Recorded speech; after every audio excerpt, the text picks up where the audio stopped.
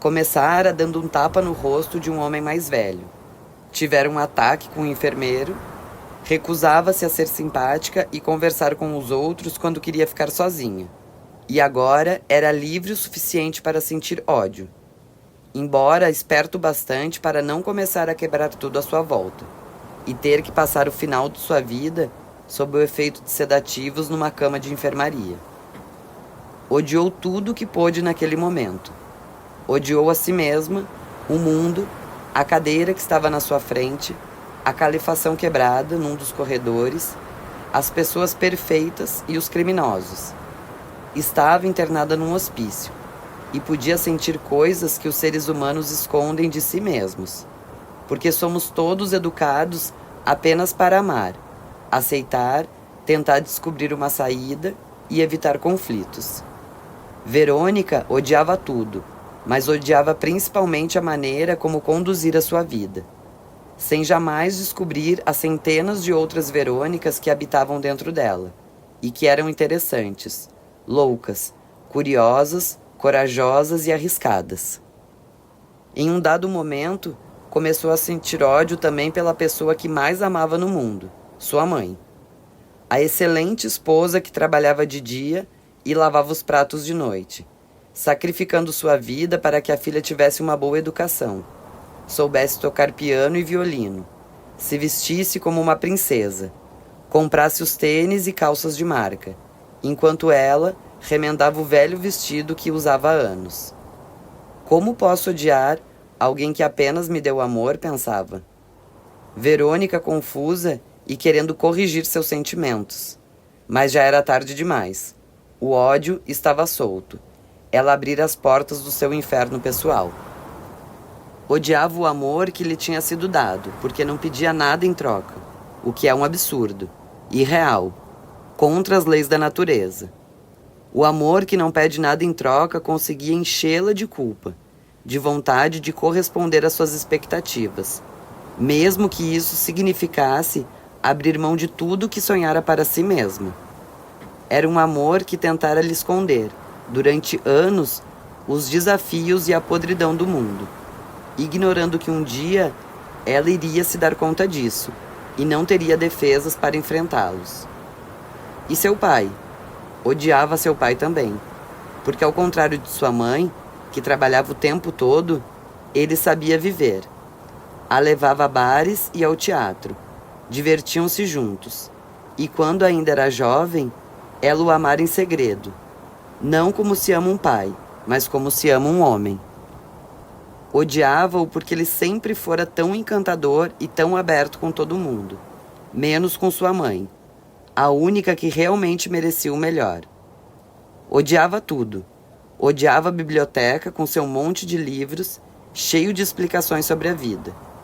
O colégio onde fora obrigada a gastar noites inteiras aprendendo álgebra, embora não conhecesse nenhuma pessoa, exceto os professores e matemáticos, que precisasse de álgebra para ser feliz.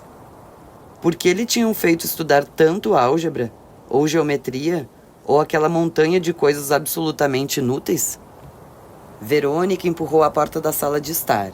Chegou diante do piano, abriu sua tampa e com toda a força bateu com as mãos no teclado.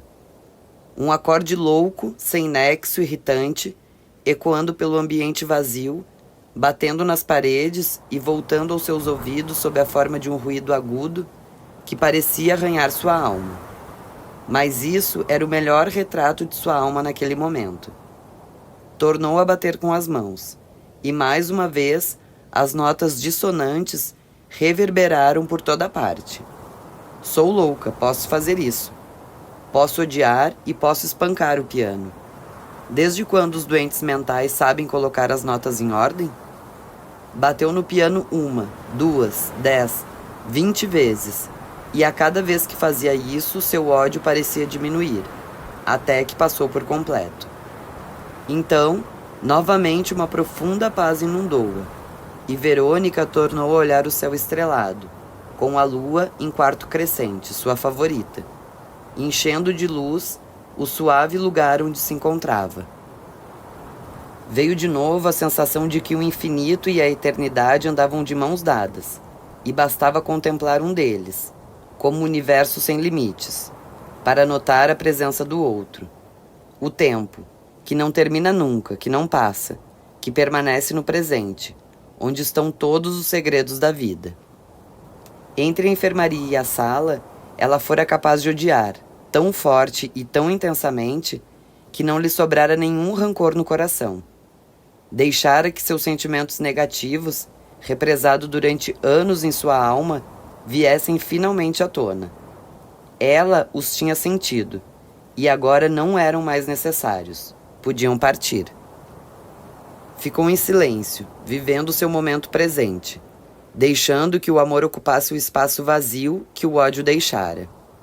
Quando sentiu que chegara o momento, virou-se para a lua e tocou uma sonata em sua homenagem, sabendo que ela escutava, e ficava orgulhosa, e isso provocava ciúme nas estrelas. Tocou então uma música para as estrelas, outra para o jardim e uma terceira para as montanhas, que não podia ver de noite, mas sabia que estavam lá. No meio da música para o jardim, outro louco apareceu. Eduardo, um esquizofrênico, que estava além da possibilidade de cura. Ela não se assustou com a sua presença, pelo contrário. Sorriu e, para sua surpresa, ele sorriu de volta. Também no seu mundo distante, mais distante do que a lua, a música era capaz de penetrar e fazer milagres. Tenho que comprar um novo chaveiro, pensava Dr. Igor enquanto abria a porta do seu pequeno consultório no sanatório de Villette. O antigo estava caindo aos pedaços, e o pequeno escudo de metal que o enfeitara acabara de cair no chão. Dr. Igor abaixou-se e pegou-o. O que iria fazer com esse escudo, mostrando o brasão de sua cidade? Melhor jogar fora. Mas podia mandar consertá-lo, pedindo que fizessem uma nova alça de couro. Ou podia dá-lo ao seu neto, para brincar.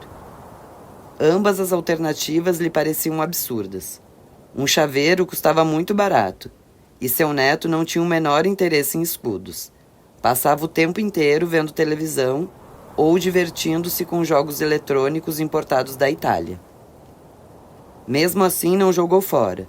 Colocou-o no bolso para decidir mais tarde o que fazer com ele. Por isso, era um diretor de sanatório, e não um doente, porque refletia muito antes de tomar qualquer atitude. Acendeu a luz. Amanhecia cada vez mais tarde, à medida que avançava o inverno. A ausência de luz, assim como as mudanças de casa ou os divórcios, eram os principais responsáveis pelo aumento do número de casos de depressão. Dr. Igor torcia para que a primavera chegasse logo e resolvesse metade dos seus problemas. Olhou a agenda do dia. Precisava estudar algumas medidas para não deixar que Eduardo morresse de fome. Sua esquizofrenia fazia com que fosse imprevisível, e agora ele deixara de comer por completo. Dr. Igor já receitara alimentação intravenosa, mas não podia manter aquilo para sempre. Eduardo tinha 28 anos, era forte, e mesmo com o soro ia terminar definhando, ficando com um aspecto esquelético. Qual seria a reação do pai de Eduardo, um dos mais conhecidos embaixadores da jovem República Eslovena? Afinal, esse homem havia conseguido trabalhar durante anos para Belgrado. Sobrevivera aos seus detratores, que o acusavam de haver servido ao inimigo, e continuava no corpo diplomático, só que dessa vez representando um país diferente. Era um homem poderoso e influente, temido por todos. Dr. Igor se preocupou um instante. Como antes se preocupava com o escudo do chaveiro, mas logo afastou o pensamento da cabeça. Para o embaixador, tanto fazia se o filho tivesse uma boa ou má aparência. Não pretendia levá-lo a festas oficiais ou fazer com que o acompanhasse pelos lugares do mundo para onde era designado como representante do governo. Eduardo estava em Villette, e ali continuaria para sempre, ou pelo tempo que o pai continuasse ganhando aqueles salários enormes. Dr. Igor decidiu que retiraria a alimentação intravenosa e deixaria Eduardo definhar mais um pouco. até que tivesse por ele mesmo vontade de comer. Se a situação piorasse, faria um relatório e passaria a responsabilidade ao conselho de médicos que administrava Villette. Se você não quiser entrar em apuros, sempre divida a responsabilidade, lhe ensinara seu pai. Também ele, um médico que tivera várias mortes em suas mãos, mas nenhum problema com as autoridades. Uma vez receitada a interrupção do medicamento de Eduardo, Dr. Igor passou para o próximo caso. O relatório dizia que a paciente Zédica já terminara seu período de tratamento e podia receber alta. Dr. Igor queria conferir com seus próprios olhos. Afinal, nada pior para um médico que receber reclamações da família dos doentes que passavam por Villette. E isso quase sempre acontecia. Depois de um período no hospital para doentes mentais, raramente um paciente conseguia adaptar-se novamente à vida normal. Não era culpa do sanatório, nem de nenhum de todos os sanatórios espalhados. Só o bom Deus sabia, pelos 4 cantos do mundo, onde o problema da readaptação dos internos era exatamente igual. Assim, como a prisão nunca corrigia o preso, apenas o ensinava a cometer mais crimes, os sanatórios faziam com que os doentes se acostumassem com um mundo totalmente real, onde tudo era permitido e ninguém precisava ter responsabilidade por seus atos. De modo que só restara uma saída: descobrir a cura para a insanidade. E o Dr. Igor estava empenhado nisso até a raiz dos cabelos, desenvolvendo uma tese que iria revolucionar o meio psiquiátrico. Nos asilos, os doentes provisórios, em convivência com pacientes irrecuperáveis, iniciavam um processo de degeneração social, que, uma vez começado, era impossível detê-lo. A tal Zédica terminaria voltando ao hospital, e dessa vez por vontade própria, queixando-se de males inexistentes, só para estar perto de pessoas que pareciam compreendê-la melhor do que o mundo lá fora. Se ele descobrisse o veneno responsável pela loucura, seu nome entraria para a história, e a Eslovênia seria definitivamente colocada no mapa. Naquela semana, uma chance caída dos céus aparecera, sob a forma de uma suicida em potencial. Ele não estava disposto a desperdiçar essa oportunidade por nenhum dinheiro do mundo. Dr. Igor ficou contente. Embora por razões econômicas ainda fosse obrigado a aceitar tratamentos que há muito tinham sido condenados pela medicina, como o choque de insulina, também por motivos financeiros, Villette estava inovando o tratamento psiquiátrico. Além de possuir tempo e elementos para sua pesquisa, ele ainda contava com o apoio dos donos para manter no asilo um grupo chamado de A Fraternidade. Os acionistas da instituição tinham permitido que fosse tolerada, note bem, não encorajada, mas tolerada, uma internação maior do que o tempo necessário. Eles argumentavam que, por razões humanitárias, devia-se dar ao recém-curado a opção de decidir qual o melhor momento de reintegrar-se ao mundo, e isso permitira que um grupo de pessoas resolvesse permanecer em Villette.